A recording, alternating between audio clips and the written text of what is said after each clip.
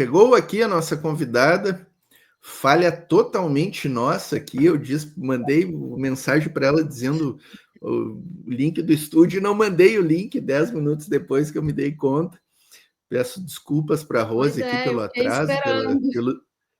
pelo desencontro. Peço muitas desculpas para a Rose Martins. Satisfação enorme ter a tua presença aqui, Rose. Há muito tempo que a gente estava tentando conseguir o teu contato, consegui com o nosso amigo Anderson, né, lá do Faixa Livre, grande camarada Anderson, e o teu nome era um grande pedido aqui da nossa audiência. O pessoal sempre ficava, tem que trazer a Rose Martins, tem que trazer a Rose Martins. Então, a nossa audiência está feliz hoje, a gente também está feliz, e deu uma boa coincidência, né, Rose, que tu é uma grande especialista para conversar conosco sobre esse tema que está aí na pauta total, né? Eu falei para o Celso aqui, como disse o Chico Sá hoje no ICL, essa esculhambação que o Donald Trump fez aí na geopolítica mundial com essas tarifas, né? Que ele anunciou, né? Faz tempo que ele vem anunciando, eu venho dizendo que ele é um baita de um bravateiro, né? Mas, enfim, alguma coisa vai sobrar disso aí tudo, né? Então, queremos começar te ouvindo, Rose Martins, dessa questão tu do Trump. não vai falar o currículo dela? O currículo da Rose é gigantesco, né? Eu só vou dizer que ela é bacharel em Relações Internacionais, né? E mestra em Economia Política Internacional. Então, por isso que eu estou dizendo que, né, é a pessoa certa para nos explicar essa questão do tarifaço do Trump aí, né? Fico só nessa parte do currículo, senão a gente vai a noite inteira aqui dando o currículo da camarada Rose Martins aqui. Obrigado pela presença, Rose, satisfação enorme estar contigo aqui. Boa noite a todos que estão nos assistindo. Desculpem o atraso, eu fiquei esperando o link. Na verdade, eu falei, será que aconteceu alguma coisa? Porque já era mais de 9 horas, a gente não tinha entrado em contato, mas está tudo certo. Bom, eu não tenho nenhum currículo muito grande, não, tá, gente? Foi uma brincadeira aí do Luiz. Eu sou formada em Relações Internacionais pela Universidade Federal Rural do Rio de Janeiro e sou mestra em Economia Política Internacional e sou comentarista do programa Outubro de Ópera Mundi, todas as segundas-feiras, e colunista do site na área de política internacional. E tenho presença em outras mídias também, estou por aí falando de relações internacionais já há algum tempinho, mais especialmente quando estourou a guerra da Ucrânia, porque foi um dos temas da minha dissertação de mestrado, né? Então eu comecei a falar sobre isso, mas eu sempre estive envolvida com outros temas e também sou filiada à parte dos trabalhadores, então sempre estive envolvida com outras coisas aí da política. Entrando nesse assunto principal, e eu acho que você acerta quando fala que o Trump é bravateiro, ele é bravateiro e ele tem mostrou alguns movimentos contraditórios, né, um pouco ambíguos, assim, mas acredito que nos últimos dias o que tem parecido consistente é realmente uma política comercial tarifária bastante agressiva, né, para o mundo inteiro, praticamente, né, não tem ninguém saindo ileso. Ele impôs sanções de 10% para todos os países. Alguns países são mais afetados, porque alguns produtos em específico já têm outras tarifas, impostas, como é o caso do aço, do alumínio, né, 25%. Tem produtos chineses que chegam a tarifação a 60%, principalmente ligadas mais assim ao setor de alta tecnologia, né? Eu acho que a ideia principal do Trump principalmente quando você olha o mapa das tarifas, em grande parte para os mercados asiáticos, fomentar uma indústria interna nos Estados Unidos, né? Porque grande parte da produção de itens básicos que os norte-americanos consomem, né? Pequenos eletrônicos, roupas, calçados, bolsas, são produzidos fora dos Estados Unidos, né? Foi por muito tempo na China, mas também no Vietnã, na Tailândia, no Camboja, e ele tem, e essa política de choque é justamente para ser mais atrativo para os investidores, para os empresários produzirem, por conta também do tamanho do mercado interno dos Estados Unidos. É claro que as coisas não são tão fáceis, né? A gente atingiu alguns índices no comércio internacional e a questão das cadeias globais de valor, né? Que não é tão fácil ele transferir essa produção sem gerar um custo, principalmente para o consumidor e para o pequeno produtor norte-americano, né? Que vai importar também produtos primários de primeira categoria a preços mais caros. Né? Para o consumidor, o que se espera, né, os jornalões lá dos Estados Unidos têm falado, é uma pressão inflacionária no curtíssimo prazo, né, com a imposição dessas tarifas. E o Trump mesmo deixou claro que pode haver uma recessão, e o norte-americano vai ter que passar por esse sufoco, né, em prol de um interesse nacional maior. A grande questão é se daqui 4 anos realmente eles vão achar que isso vale a pena, né? Mas o que a gente tem visto aí é a queda das ações norte-americanas, a queda do dólar. É porque a gente vive, assim, a ideia do Donald Trump, eu acredito que é reposicionar os Estados Unidos como uma potência hegemônica, principalmente no campo econômico. Porque nos últimos anos, principalmente de 2008 para cá, os Estados Unidos vem passando por uma crise de liderança, né? Aquelas invasões, elas não deram muito certo. Afeganistão, Iraque, Líbia, não deram muito certo do ponto de vista da moralidade dos Estados Unidos, né? E foi muito dinheiro gasto, enfim. Isso não deu muito certo. E ao mesmo tempo em que acontece, digamos, essa crise de liderança moral, a gente tem a crise financeira de 2008 e um processo paralelo que é o renascimento da Rússia no sistema internacional e a consolidação da ascensão chinesa.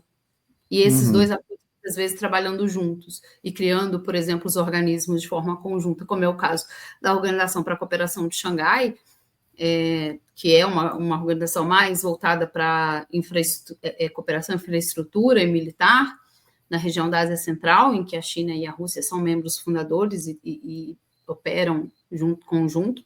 Os BRICS, por exemplo, que não é necessariamente uma instituição, né, mas é um arranjo que vem crescendo e as chances grandes de se institucionalizarem ainda mais. O novo Banco de Desenvolvimento é um reflexo disso.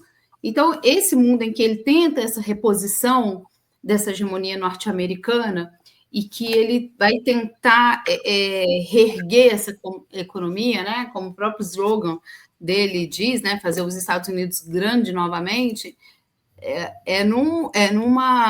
num cenário internacional um pouco distinto do início dos anos 2000 e distinto mesmo do seu primeiro mandato, né? Então, assim, ele fala muito, aí que está a bravata dele, né? Ele fala muito, me parece, sem considerar as condições de terreno, as condições materiais. Por isso que quando ele falou que queria terminar a guerra da Ucrânia em 24 horas, isso era completamente irreal por uma série de motivos, não só por motivos militares, mas que tem a ver com as próprias formulações de política externa do Departamento de Estado e da posição dos republicanos ali na conformação do seu governo.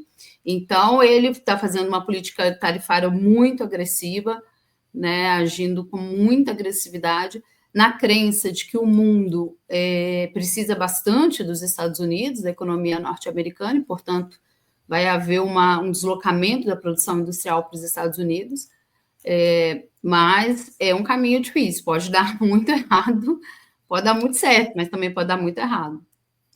Não sei se tu viu essa capa da The Economist hoje, Rose Martins. Sim, vi. Tá, The Economist é das revistas, assim, bíblia dos liberais, né? Não tem nada de comunista essa revista, né? O Wall Street Journal, né, que é também um jornal liberal, e você... É quase um diário oficial dos Estados Unidos, né? Alguém falou isso aí, que o Wall Street é o diário oficial. E você abre o Wall Street Journal e eles são muito céticos com esse caminho, porque é um caminho que ele é de choque muito intenso. Então, a população pode ser muito, muito afetada, né? E ter uma resposta. Eles vivem numa democracia, né? Então ele pode sofrer aí ter que passar pelas urnas. Não exatamente ele, né? O grupo dele. Isso também é uma questão, porque o Trump ele não pode ser presidente de novo, né? Nos Estados Unidos só pode ter máximo de 2 mandatos, seja eles consecutivos ou não. Mas ele tem maioria também no que seria o Supremo deles, né? Na Corte Superior deles, e assim, a gente não sabe exatamente o que vai acontecer do ponto de vista político. Mas o fato é que ele está implementando um choque interno também, né? Inclusive perseguição política, desmonte do Departamento de Educação. Então, assim, eu acho que ele pensa que realmente ele não vai ser presidente novamente, mas ele vai deixar as bases para essa extrema-direita nos Estados Unidos, que, né, tem o Marco Rubio, Elon Musk, etc., possam ter, né, as bases aí para um outro mandato com esse choque também, um choque que é tarifário, é uma agressividade tarifária, mas também é um choque interno, o que é bastante preocupante. As coisas não estão fáceis internamente, há um desmonte de alguns setores do Estado norte-americano, né, com essa ideia, justamente, que a extrema-direita carrega, né, de que a educação é doutrinária e etc. Eu vi algumas figuras falando hoje, Rose, que esse episódio aí abre um novo patamar, né, nas relações internacionais, na geopolítica, e que poderia apontar para o fim do neoliberalismo. Será que isso aí aconteceria com essas tarifas aí, com a acomodação dessa situação? A gente pode ter o fim do neoliberalismo? Olha, eu acho que o fim do neoliberalismo é uma coisa difícil de a gente responder, porque tem muitas camadas, né? Eu acho que o que a gente está assistindo é o fim daquela era de globalização que os Estados Unidos tanto defendiam, né? Principalmente depois do final da Guerra Fria, nos anos 90, em que era aquela defesa, né, de que a paz mundial, encerrada a Guerra Fria, que a paz mundial ela viria também através de mercados globalizados, né? Era preciso que as economias, e muitas economias fizeram isso. A gente teve um choque neoliberal aqui no Brasil nos anos 90, né? Muitas economias fizeram isso, essa abertura. Muitos países periféricos, inclusive, aceitaram operar suas economias dentro do que foi estabelecido naquele consenso de Washington, né? E aí era aquela retórica, né, que seria a paz através dos mercados globalizados.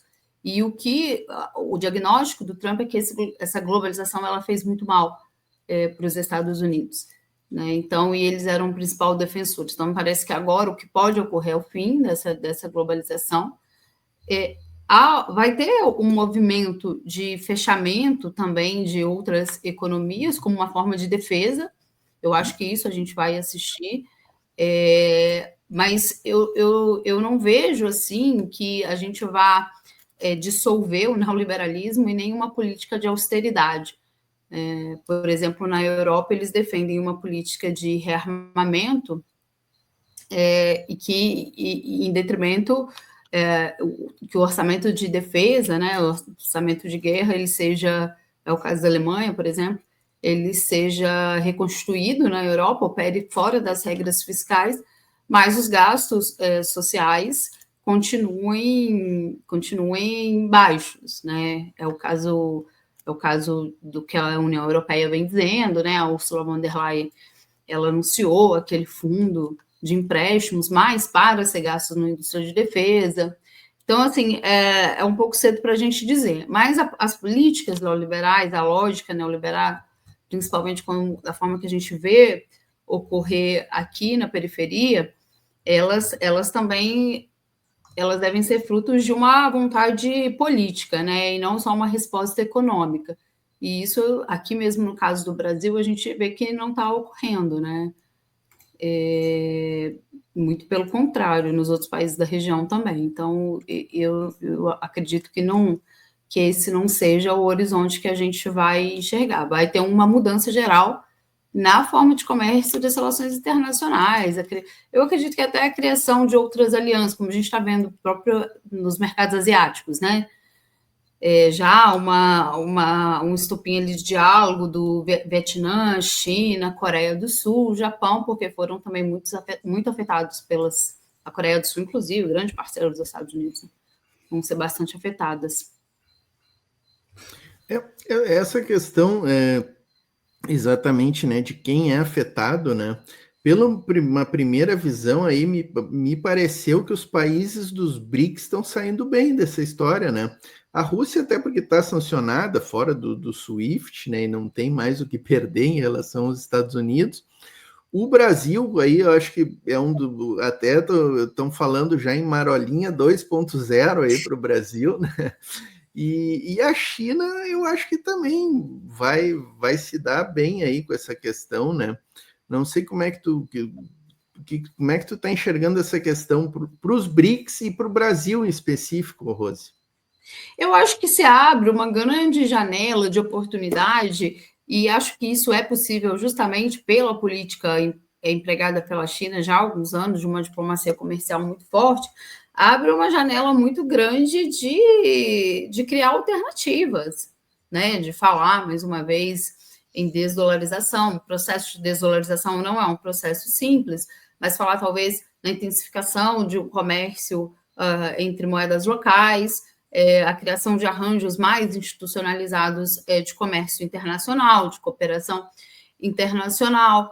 Então, assim, abre, de uma forma mais geral, eu acho que abre um cenário para os países que podem ser afetados, os países mais frágeis, se juntarem numa espécie de acordo, de aliança, para poder responder até conjuntamente. Seria muito interessante, no caso do Mercosul, se o Mercosul estivesse operando em situações normais, não é o caso, né, políticas conjuntas e mais uniformizadas, não só, por exemplo, aqui da região, não só, exatamente só do Mercosul, mas os países que não compõem o Mercosul. No caso do Brasil, me parece que uma coisa que pesou é o conteúdo da pauta de exportações do Brasil para os Estados Unidos, né? Por exemplo, nesse momento, o Brasil tem suprido a grande demanda de ovos dos Estados Unidos, porque eles estão com um problema seríssimo, né, de gripe aviária e etc. E talvez não seria muito interessante taxar determinados produtos do Brasil ou colocar o Brasil como os países mais taxados, porque aí a pressão inflacionária ia surtir um efeito muito rápido, né, e aí ia afetar o dia a dia das pessoas, o que as pessoas comem, né? Então, eu acho que pode ter tido essa questão. No caso da China, a China tem produtos que vão chegar no final porque eles vão colocando várias tarifas, né? As tarifas elas vão se juntando. Aí tem produtos chineses que vão ter 60%, 54% de adição tarifária. Então, assim, a China, só que aí a gente tem a realidade chinesa também. Primeiro, a inserção comercial global, né? Global. Eles têm uma inserção comercial global e um mercado interno que cresce na China. Então, esse é um ponto. No caso da Rússia, a Rússia hoje em dia opera numa economia de guerra, né? Não à toa eles mudaram lá um ministro da defesa da Rússia um ano atrás, um pouquinho mais de um ano, quando o Putin venceu as eleições, justamente para integrar a economia nessa lógica de guerra. E a Rússia, ela tem uma questão interessante, que eles não começam a ser sancionados pelos Estados Unidos em 2022, né, em fevereiro de 2022, depois que cruza ali as fronteiras do Donbas. A Rússia começa a ser sancionada em 2014, logo após a anexação da Crimeia. Então, a Rússia ela tem um processo de adaptação, eles criaram uma política própria, né, de contra-sanções, contra-medidas para lidar com essas sanções que eram impostas pelos Estados Unidos. Inclusive, o Donald Trump, ele fala, né, que é contra sanções e etc., mas ele assinou uma série de ordens executivas no seu primeiro mandato contra a Rússia, né, para sancionar a Rússia. Enfim, mas aí desde 2014, com essas sanções impostas pelos Estados Unidos e pela União Europeia, eles tinham uma agenda conjunta, uniformizada, a Rússia foi preparando a sua economia de tal maneira que o comércio de energia, que era em grande parte ia para a Europa, né? Os dutos iam grande parte para a Europa. Quando a guerra estoura, grande parte dessa produção foi muito facilmente revertida para os mercados asiáticos.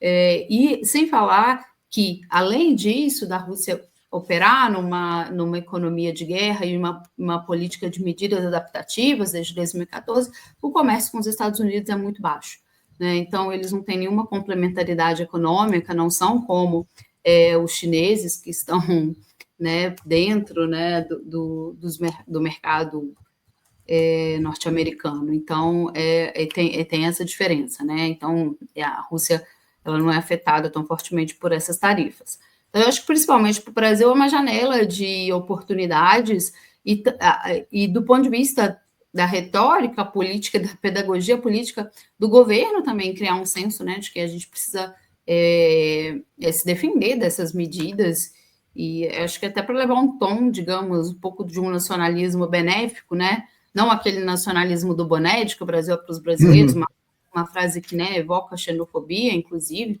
porque a gente tem gente do mundo inteiro aqui no Brasil, mas de uma forma benéfica, né, para dizer que o nosso governo está preparado para proteger também a economia brasileira, né? Então, eu acho que nem tudo está perdido, eu vi muita gente um pouco desesperada, então acho que mesmo se essas tarifas podem mudar, né, porque são ordens executivas, então ele vai assinando uma atrás da outra, mas eu acho que para o Brasil, diante do quadro interno político que nós vivemos, talvez esse susto seja talvez até necessário. Importante.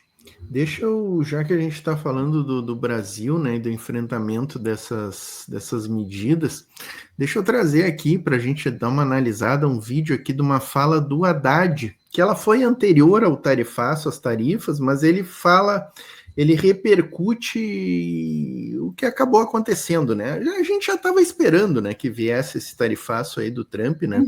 Sim. E essa fala dele eu achei muito boa. Eu vou trazer só o ponto que ele fala das tarifas, porque esse vídeo aqui é um vídeo da Mídia Ninja e ele é muito bom de assistir todo, porque ele é um vídeo que eles traçam aí um comparativo do Haddad com o Tarcísio Freitas, né, num evento que foi organizado por essa Galápagos Capital aí, que é uma entidade do mercado aí, a Galápagos Capital, né, dos banqueiros e tal.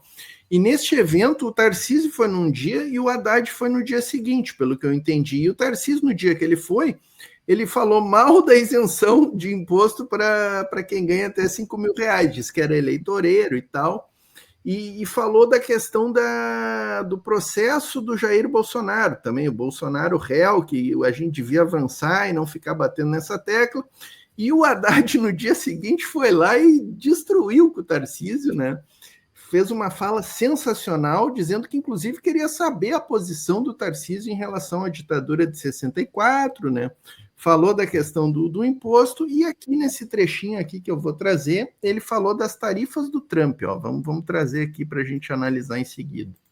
Ainda falou sobre a relação do Brasil com os Estados Unidos. Há poucos dias do tarifaço americano começar a entrar em vigor no país, Haddad vê desgaste da estratégia política de Donald Trump. Então, eu acredito que, em primeiro lugar, o Brasil está numa situação completamente diferente de um país em crise. Completamente diferente.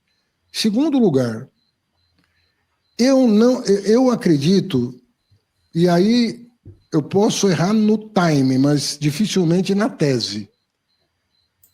A economia americana, eu não consigo enxergar equilíbrio ali sem alguma desvalorização do dólar. Eu não consigo ver por onde o equilíbrio vai acontecer sem o dólar passar por algum processo de desvalorização. Não acho que tarifa vai resolver. Não acredito que tarifa resolva ali. Pelo contrário, acredito que a tarifa possa agravar a situação.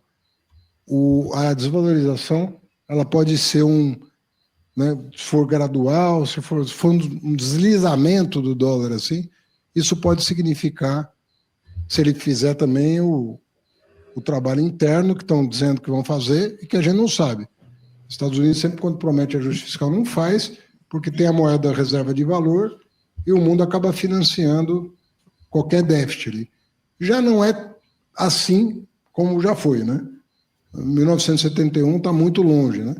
E as coisas estão mudando desse ponto de vista. Então, talvez a gente consiga ver já nesse ano uma desvalorização do dólar, mesmo que o juro não caia tanto quanto previsto, mesmo que o juro americano não caia tanto quanto previsto. Se isso for verdade, vai aliviar para o Banco Central. As pressões sobre o Banco Central vão diminuir e nós podemos ter uma reacomodação. Então, eu penso assim, muito prematuro dizer tudo o que vai acontecer até o final do ano, porque não depende de nós, né? Depende da autoridade monetária, da autoridade fiscal nos Estados Unidos, depende de muita coisa. E também dessa sanha tarifária que nós não sabemos como ela vai terminar. Até agora é retórica, mas a todo momento eu sentei com o Mark Carney, né, hoje, né, lá do Canadá, vamos ver o que acontece, talvez não seja tão grave, viu?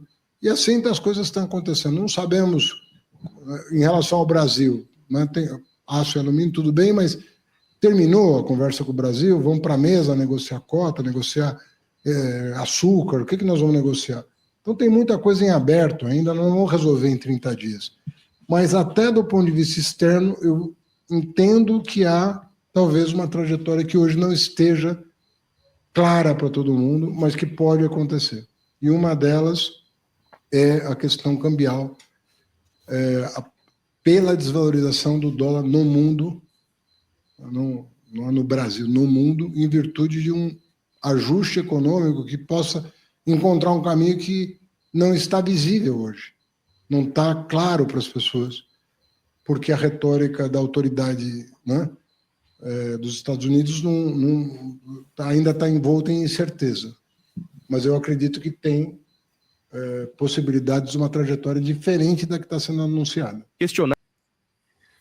Aí, depois ele falou sobre juros também, foi bem interessante essa entrevista aí, mas essa fala dele é boa, né? A austeridade fiscal lá nos Estados Unidos,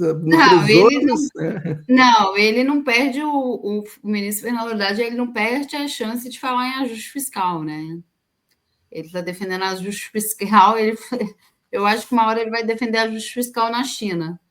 Vai defender que os chineses façam ajuste fiscal. Essa questão do dólar,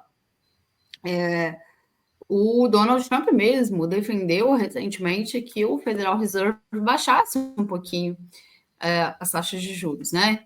Ele defendeu isso e pode levar essa questão da desvalorização do dólar, talvez seja um desejo do Donald Trump, para colocar os produtos norte-americanos em situação mais competitiva no sistema internacional. É mais barato comprar produto norte-americano. Então, isso não está claro também, exatamente, né? Há vários pontos ainda, e aí nisso eu concordo com o ministro, que não dá para a gente saber exatamente o que vai acontecer. Né? O que a gente observa já de imediato é os movimentos de resposta, né? Por exemplo, o Canadá tem tentado dar respostas bastante enfáticas.